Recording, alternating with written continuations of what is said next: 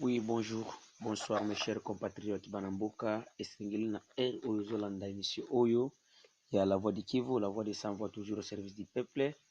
Na pesi bino bansombo te bandeko na nga bakongole bisika bozali tozali koya kolobela bino depuis est de la République démocratique du Congo esika tozo kokende koyebisa bino basango oyo leki lelo na kati ya mboka na biso bandeko avana tokende na kati ya province ya Nord Kivu kokende kolobela bafrontima oyo leki na kati ya province ya Nord Kivu tokei nanu na kati ya o emoye ya kati ya o plateau du territoire de Fizi Uvira et Mwenga précisément na kati ya secteur ya Mwenga dans le village de Mienge eza tout près ya Minembwe bisika bobengaka Minembwe.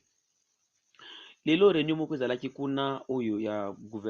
général oyo ya FARDC azali kuna ayaki na barwandais ebele kouta na kati ya mboka Minembwe ntina mboka Mienge ke aye kosalisa réconciliation entre ye na entre barwandais na bacongolais mpo bayokana congolais ntango bayokaki bongo général abengi bango bacongolais balobaki ke biso toza na problème na motu te tokende kuna toyoka mpo tolobela nini toyoka nini général aye koyebisa biso bandeko ntango bakomi kuna bacongolais bayebisi général polele ke no bango bacongolais baza concerné te na makambo ya bitumba parce que banyarwanda nde bazoya koagresse bacongolais mais congolais jamais akendaka na rwanda koagresse rwanda alors ebele na bango balakisaki général devant la masse non général il faut azala prudent parce que soki banyarwanda baye koyebisa ye keno abanda koorganize déjà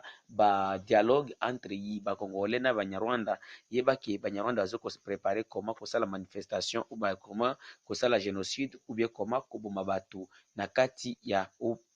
kati ya o e moyen plateau de 3 territoires oyo toutaki kosite. Tokei mbala moko na kati ya province ya Nord Kivu lelo tozali toujours le 5 dimanche le 5 mars 2023 dimanche baaffrontement monene esalamaki depuis ntongo ya lelo entre nos forces loyalistes donc nos FARDC na oyo baterroriste oyo baagresseur ya M23 oyo bate babundaki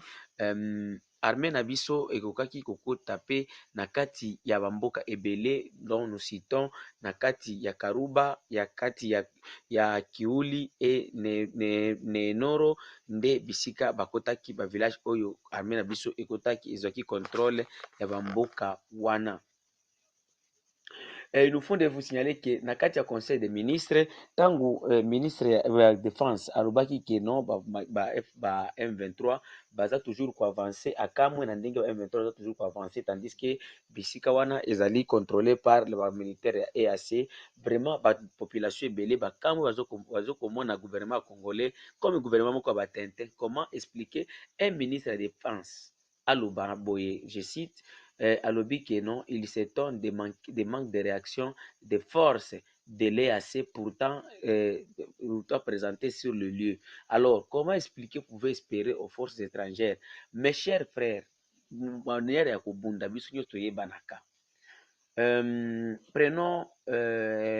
oyo bamonaka bitumba na ntango ya bangolais na bangolais na bazimbabwe na ntango bayaka na kati ya Congo militaire nyonso abundaka na bango akopesa nga raison bangolais bango bazalaki makasi na agressif donc koattake offensif bazalaki makasi offensif donc bazo koattake kolanda monguna ti esika azali soki monguna kimi na kati ya nzamba bangolais bazalaki prêt kolanda meme na kati ya nzamba mais bazimbabwe bango banda kolanda te bazimbabwe banda kosala soki basalika andaki na bango monguna efaye kolanda bango wana soki monguna akimi bango wana bakosokipe te soda nyonso oyo abundaka na bango akoki kocontredire nga information oyo te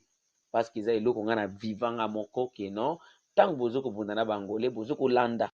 akei boye tokota boye tobeta boye epuis periode wana bangole bazalaki na FRDC donc FAC epuis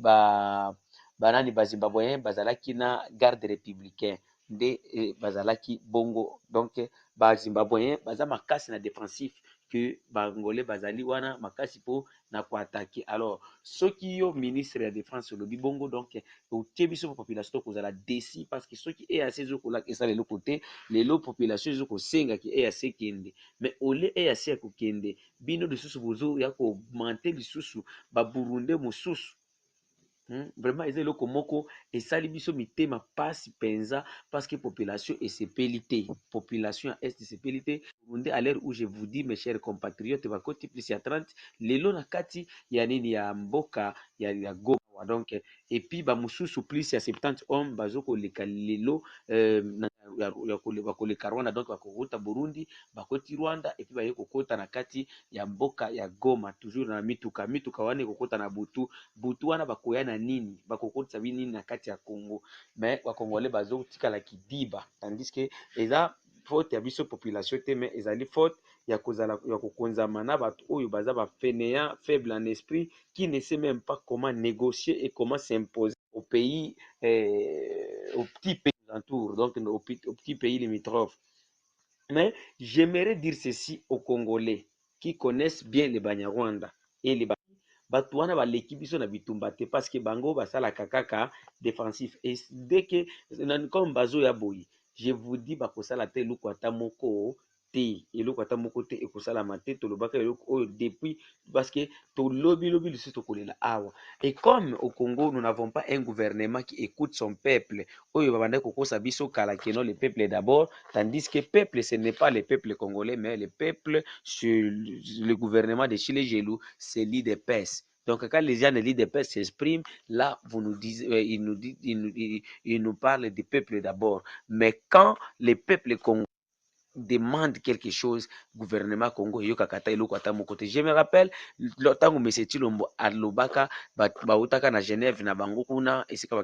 bakenda kuponana kuna, aye kolobaki no, ayokeli base. La base de Mete, oui. La base de l'IDPS, oui. Mais tant que population à Nord Kivu, population à Sud Kivu, population à Ituri, na population à Maniema, ils ont côté les makosenga qui no bolongo la biso batu oyo bango bazoko semer toujours insécurité ya biso donc wana Chilombo eza base te ye akangi na ye matoi et puis lelo akomi ko préparer kotala comment batu ya no voter lisusu te ou bien ba voter lisusu te. Mes chers frères, mes chers compatriotes, vous nous avez dit que non, vous êtes venus pour la démocratie. Et si nous n'allons pas voter, il faut que les autres Congolais votent. Nous demandons ceci parce que les bitumbu ekoki kozala ekotumba est ekozala alibite ki akokosa bato ke non il y a eu la guerre il y a la guerre à l'est. Nous étions toujours dans la guerre. Ça fait des années en 2005, 2011, 2018, nous étions toujours dans la guerre parce qu'il y avait toujours des groupes. Mais j'ai suivi une radio,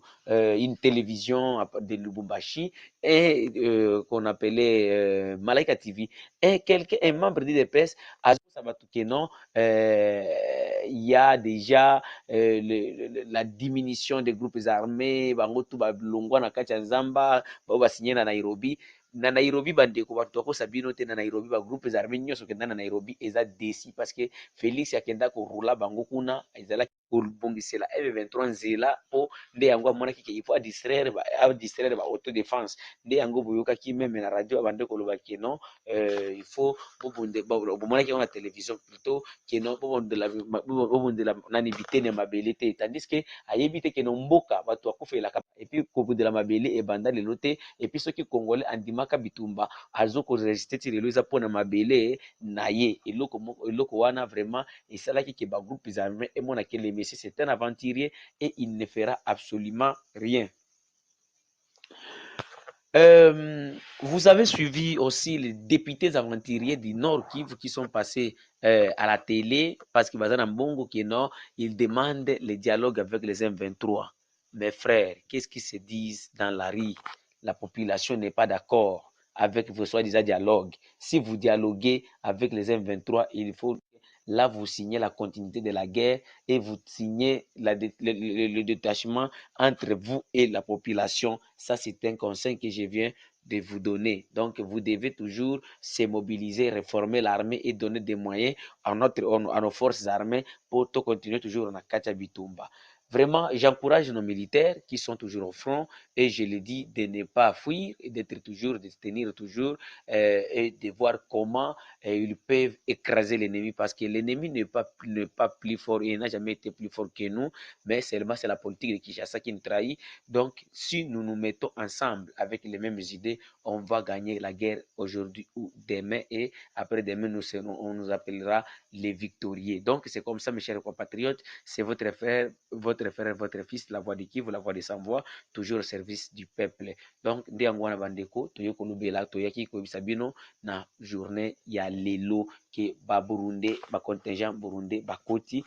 na kati ya province ya Nord Kivu, mais tomoni ke non Félix Tshisekedi ateki mboka. J'appelle tous les autodéfenses de se mettre toujours debout, comme oyo bobisaki ngai ke non la voix de Kivu kobanga te toza wana. Vraiment napesi bino motema bala congolais boyebake bato banasodaki na bana na bino tokanisa koma koede bango, tokanisa koede vraiment autodéfense mpo aide oyo tokopesa ba autodéfense ekosala bango bien makasi. Doki même drone, vous qui sont en air, je vous appelle soki même oza na drone tala komba kosomba yango, sala makoki na yo nyonso ekomela bato autodéfense, donc fo esala service renseignement na bango emata makasi mpona koekrase ennemi ya mboka République démocratique du Congo. Donc, $1 na yo ekozala vraiment très important et pas autodéfense mpona kopesa bango effort de comme